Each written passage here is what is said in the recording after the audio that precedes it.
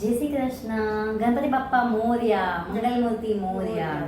જય શ્રી કૃષ્ણ માયાબેન. જય શ્રી કૃષ્ણ વૈષ્ણવેન. આજે પણ મારા બેસ્ટ ફ્રેન્ડ માયાબેન આવ્યા છે અને આજનો એપિસોડ આજનો ટોપિક છે ભાઈ અને બહેન. ભાઈ અને બેન. સાચી વાત છે માયાબેન. તો હવે આજે ભાઈ બેન વિશે વાત કરીએ આપણે. જરૂર જરૂર. તમારા ટોપિક બધા મસ્ત હોય છે હો, એકદમ થેન્ક યુ. સરસ સરસ અને આપણા એપિસોડ ને બધા બહુ પ્યાર કરે છે અને બધાના બહુ લાઈક અને સબસ્ક્રાઇબ અને કમેન્ટ પણ આવે છે. બહુ સરસ. બહુ જ સરસ થાય છે. તો આજે ટોપિક છે ભાઈ બહેનનો અને ભાઈ બહેન વિશે આપણે વાત કરીએ કેમ કે ભાઈ બહેન તો એક પ્રેમનું પ્રતીક છે અને ભાઈ અને બહેનનો પ્રેમ તો કેવો હોય માયાબેન. બરાબર. એ તો કાંઈ ઓલું જ નથી. રક્ષાબંધન એ કેવા બંધનથી બંધાય છે. રક્ષાબંધન પ્રેમના બંધનથી બંધાય છે અને બેન જે રાખડી બાંધે છે ભાઈને પ્રેમથી હા. અને ભાઈ બેનની રક્ષા કરે છે. બરોબર છે ને? હા, ભાઈ બહેનના પ્રતીકનું જ આ તહેવાર છે તહેવાર છે, રક્ષાબંધન.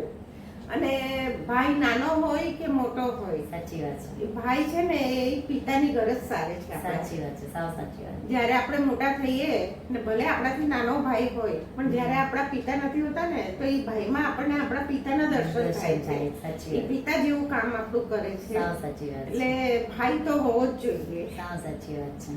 અને ભાઈ હોય તો એમ થાય કે ના મારી તાકાત છે. એમ બેનને તો એટલી એમ થાય કે ના મને રક્ષા કવચ છે. રક્ષા કવચ છે અને આપણું છે હા, ઘરમાં, પિયરમાં. ઈ જ.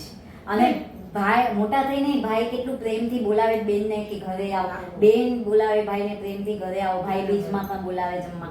તો બહુ સારો એટલે પ્રેમ સંબંધ છે એનો. એટલે આપણે માતા પિતાનો સંગાત કાયમ તો રહેતો નથી. સાચી વાત છે. એટલે જ્યારે આપણા માતા પિતા જતા રહે, ખાસ કરીને બહેનો માટે હમ. કે જે સાસરે બહેનો છે અને માતા પિતાની છત્રછાયા ગુમાવે છે તો એનું પિયરમાં એક ભાઈ જ સર્વસ્વ હોય છે સાચી વાત અને છે. ભાઈના પ્રેમથી જ ઈ પિયર સાથે બંધાયેલી રહે છે. સાવ સાચી વાત છે. અને ભાઈ ભાભીનો એટલો રિશ્તો પ્રેમ પૂર્વક હોય છે કે વાત નહીં પૂછવાની. અને બેનને પણ એટલી લાગણી હોય છે ભાઈ વિશે કે શું કેવું કે આ મારો ભાઈ એમ કરતી કરતી કેટલી દોડી દોડીને આવે છે એના ઘરે અને કેટલું સારું મજા આવે છે નહીં માયાબેન? મતલબ સાસરે ગયા પછી તો એને એમ એટલું લાગે છે કેમ કે એનું ભાઈ ને ભાભી છૂટી મતલબ ઘર હા. છૂટી જાય છે. તો એને પછી તો બહુ જ લાગે છે કે મારો ભાઈ એમ કરતી દોડતી આવે છે હે ને માયાબેન? મેં એ જ કીધું ને કે જ્યાં સુધી માતા પિતા હોય ને ત્યાં સુધી આપણને હજી એટલો અહેસાસ નથી થતો હા, ભાઈનો. એ જ. પણ જ્યારે માતા પિતા નથી હોતા ત્યારે આપણને ખબર પડે છે કે જો હા. ભાઈ ન હોય ને તો આપણું પિયરનું આંગણું જ છૂટી જાય. સાચી વાત. એટલે ભાઈ બહુ એ આપણને જ પિયર અગત્યનું સાથે છે. બાંધી નાખનારી હા. એક કડી છે અને બચપણમાં લગભગ બધી બહેનો ભાઈ સાથે લડી ઝઘડી હશે. વાહ, બહુ જ હા, ઝઘડે. પણ જ્યારે પણ એટલો જ મોટા પ્રેમ થાય, હોય. પ્રેમ બરાબર એટલો જ છે. હોય છે. અને તમને ખબર છે માયાબેન કે ભાઈના ઘરે જઈએ તો એની આગળ ભલે વ્યવસ્થિત સ્થિતિ હોય કે ન હોય ન હોય. પણ એના છોકરાઓને મતલબ ભાણેજને ને બેનને એટલું રાખે છે કે કોઈ હિસાબ જ ન કહેવાય. હા. આપણે ય નાના હતા ત્યારે મામાના ઘરે જતા હતા ત્યારે કેટલું રાખતા મામા. કેરી લઈ આવતા, આ લઈ આવતા. ખબર ને આપણા ટાઈમમાં તો એવું જ હતું ને. દર વેકેશનમાં ચલો મામાના ઘરે. બરાબર. એટલે બે મમ્મીના ભાઈ જ થયા ને. અને કોઈના બી નાના બાળકોના મોઢે બોલો એટલે ઈ એમ નહીં કહેશે કે હું માસીને ત્યાં જાઉં, કાકાના ઘરે હા. જાઉં, ફઈને ત્યાં જાઉં. સીધું વેકેશન પડે એટલે મામાના મામાના ઘરે. ઘરે જઈએ. સાચી વાત છે.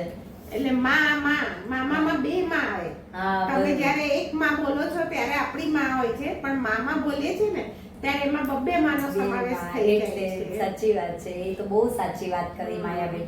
તમે ઈ જ ને ભાઈ બહેન નું તો શું કહે એટલું નહીં. કેવું ઓછું છે ને કે વાત નહીં. એક વિડીયોમાં તો થઈ શકે એમ જ નથી ભાઈ બહેન.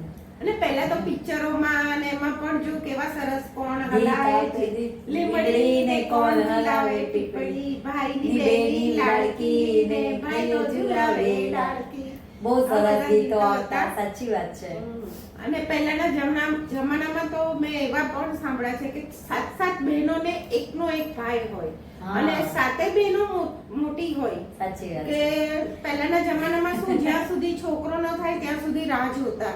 એટલે 7 દીકરીઓ થાય ને તો પણ 8મી વખતે એમ આશા હોય કે તમે પેલાના જમાને તો વાત કરો છો. મારા પોતાના નણંદ 7 છે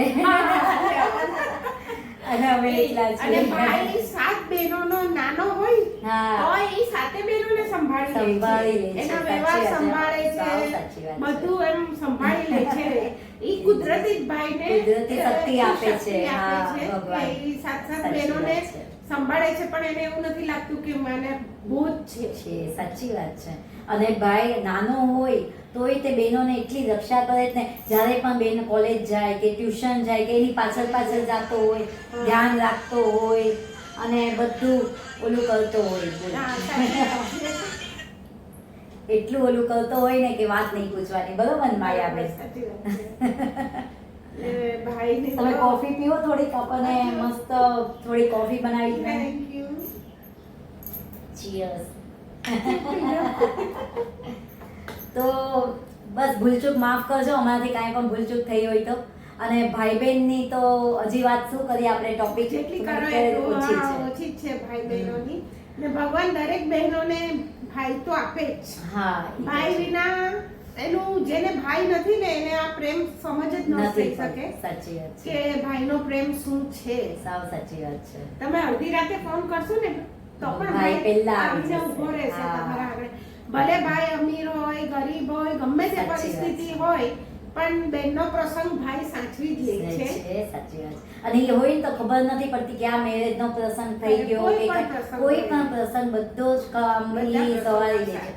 સંભાળી લે છે, સાચી વાત. અને બેન પણ એટલું જ ભાઈ માટે કરે હા, છે, એ તો બલિદાન એટલું જ આપે છે. પરસ્પર હોય હા, જ એ છે. જ. પણ બહેનોનું કેવું છે, લગ્ન પછી સાસરિયામાં ગઈ હા, હોય છે એટલે એની સાચી ત્યાંની જિમ્મેદારી હોય છે. એ પણ સાચી તો વાત એ છે. એટલી નથી કરી શકતી જેટલું ધ્યાન ભાઈ રાખે સાચી છે વાત છે. આપણા. હા, સાચી વાત છે.